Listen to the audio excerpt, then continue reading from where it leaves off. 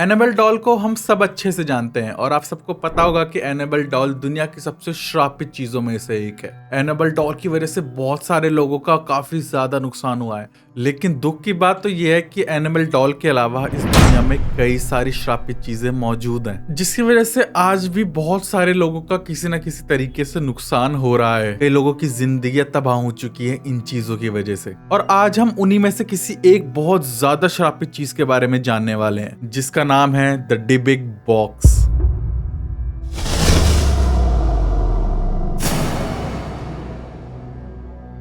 Cavill menace नाम के एक इंसान ने साल 2003 में एक स्टेट सेल से कई सारे पुराने सामान अपनी शॉप के लिए खरीदे थे, क्योंकि उसकी एक एंटिक शॉप थी। ये सामान खरीदते हुए केविन को एक लकड़ी का एक अजीब सा बॉक्स दिखा। केविन को जब ये डिब्बा उस सामान के साथ मिला तो केविन को पहले देख के ऐसा लगा कि ये डब्बा शायद उसके किसी काम का तो नहीं है। तो उसने सोचा कि जिस औरत से उसने सारा सामान खरीदा था उसको वो ये बॉक्स वापस कर देगा, लेकिन उस औरत ने इस डब्बे को वापस लेने से बिल्कुल मना कर दिया, और ये कहते हुए कि उस डब्बे में प्रेत आत्माएं बंद है, अब वो उसको नहीं ले सकती वापस। ये चीज सुनने के बाद केविन डरा या शॉक तो नहीं हुआ, लेकिन उसको एक हंसी जरूर आई, और अब उसको उस डिब्बे में इंटरेस्ट आने लगा था, और वो उसको हंसते हुए अपनी शॉप पे ले गया। और उसके दिमाग में मजाक के तौर पे ये जरूर चल रहा था कि चलो अब किसी भूत से सामना जरूर हो जाएगा मेरा। और केविन का एंटिक सामान बेचने का बिजनेस भी है, तो कोई ना कोई उस बॉक्स को जरूर ले लेगा। उसी शाम जब केविन सारा सामान अपनी शॉप में रख के वापस घर जा रहा था, तब केविन के पास एक फोन आता है, और वो फोन था एक लड़की का जो कि केविन की दुकान में काम करती है। और उस लड़की ने केविन को फोन उठाते सबसे पहले ये बोला कि उसके साथ वहां पे शॉप में कोई है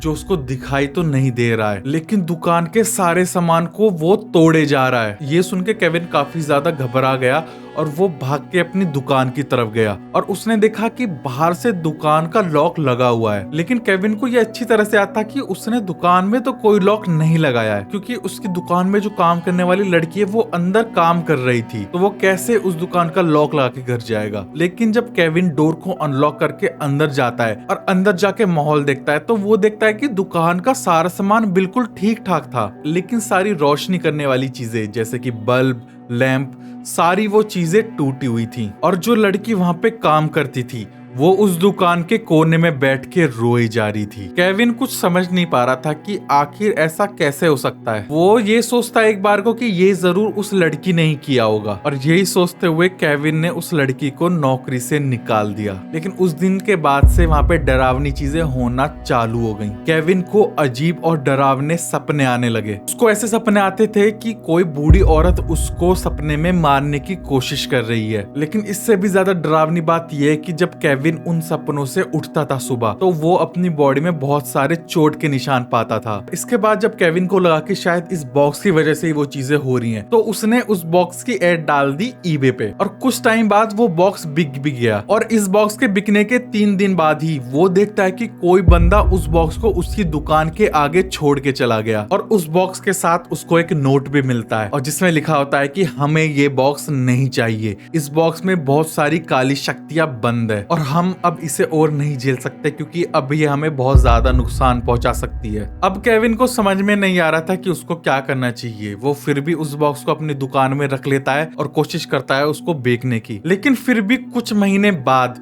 उस बॉक्स को कुछ कॉलेज स्टूडेंट्स ने खरीद लिया, और फिर कॉलेज के जो स्टूडेंट्स थे उनके साथ भी वो सारी चीजें होने लगी जो केविन के साथ होती थी, और फिर उन्होंने भी बाद में उस बॉक्स को बेच दिया। आज वो बॉक्स जेम्स हैंगस्टन नाम के एक इंसान के पास है। जेम्स के हिसाब से उसने वो बॉक्स आज के टाइम पे कहीं पे दूर छुपा के रखा है, क्योंकि जेम्स के हिसाब से भी उसने उस बॉक्स को खरीदने के बाद बहुत सारी डरावनी चीजों का सामना करना पड़ा। कुछ सालों बाद इन्हीं कहानियों से इंस्पायर होकर डायरेक्टर ओले ब्रेनर्डन ने द पोजेशन नाम की एक हॉरर फिल्म बनाई। डायरेक्टर ओले ने ये बताया कि इस फिल्म में जेम्स ने असली डिबिग बॉक्स को यूज करने की परमिशन दे दी थी, लेकिन फिर भी उन्होंने एक असली डिबिग बॉक्स को यूज करने की जगह एक नकली डिबिग बॉक्स यूज किया, क्योंकि वो नहीं चाहते थे कि फिल्म बनाते वक्त उस डिबिग बॉक्स की वजह से कुछ भी दिक्कत हो। लेकिन फिर भी नकली डिबिग बॉक्स यूज करने की वजह से भी वो फिल्म आज भी बहुत ज्यादा श्रापित मानी जाती है। फिल्म के कास्ट के हिसाब से शूटिंग करते टाइम पे वहाँ पे सेट पे लगी बहुत सारी लाइटें अचानक से खराब हो जाती थी, और फिल्म से जुड़े जितने भी एक्टर एक्टर्स थे उनको अजीब अजीब से सपने हमेशा आते रहते थे और उन्हें शूट के टाइम पे ऐसा भी फील होता था कि कोई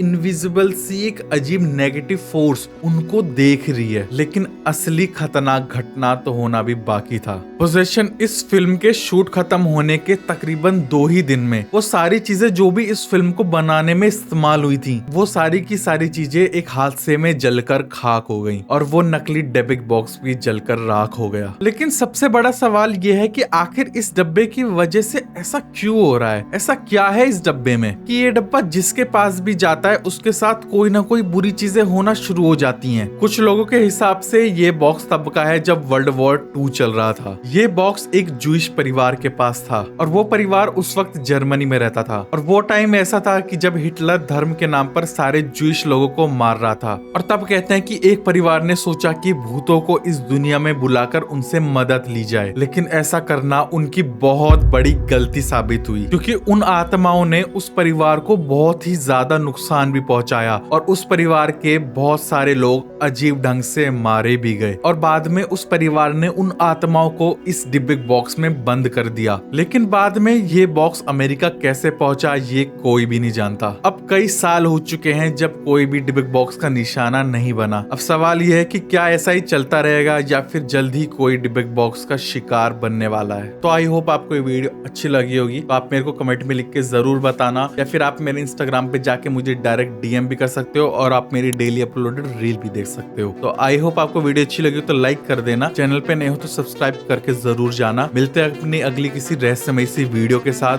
तब तक के लिए बाय बाय।